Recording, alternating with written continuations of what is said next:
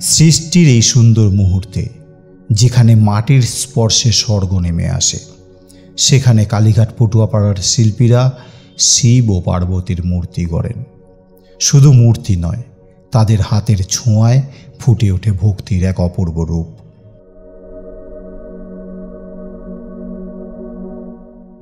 এখানে বিশ্বাসের আঙিনায় শিব ও পার্বতী যেন জীবন্ত হয়ে ওঠেন, পাথরে নয়, প্রেম ও শক্তির প্রতীক হয়ে।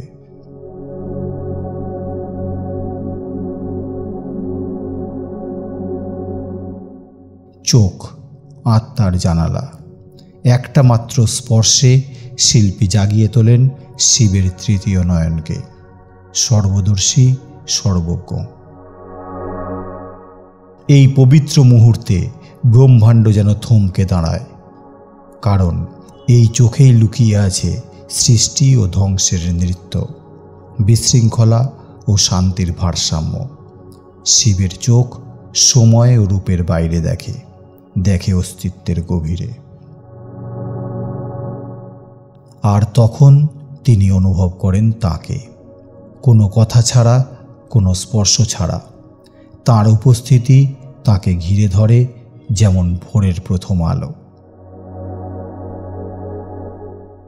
পার্বতী মাধুর্য ও শক্তির মূর্তি, দাঁড়িয়ে আছেন অনন্তের সীমানায়। তার পেছনে শিব, তপস্বী, ধ্বংসকারী, চিরন্তন প্রেমিক। এক দৃষ্টিতে তাকিয়ে আছেন, যা জীবনের পর জীবনের বন্ধনের কথা বলে। এটা শুধু একটা মুহূর্ত নয়, এটা শক্তি ও শিবের মহাজাগতিক মিলন, শক্তি ও চৈতন্যের একাত্মতা। শিবরাত্রিতে অন্ধকার যেন আলোর কাছে হার মানে। এই রাতে শিব ও পার্বতীর মিলন শুধু একটা উৎসব নয়, এ যেন পুরো বিশ্বের একাত্ম হওয়ার মুহূর্ত।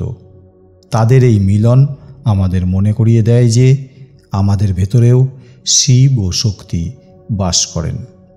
শিবরাত্রিতে আমরা শুধু পূজা করি না, আমরা অনুভব করি। শিব ও পার্বতীর এই মিলন আমাদের মনে করিয়ে দেয় যে ভালোবাসা আর বিশ্বাসই সবচেয়ে বড় শক্তি। হর হর মহাদেব।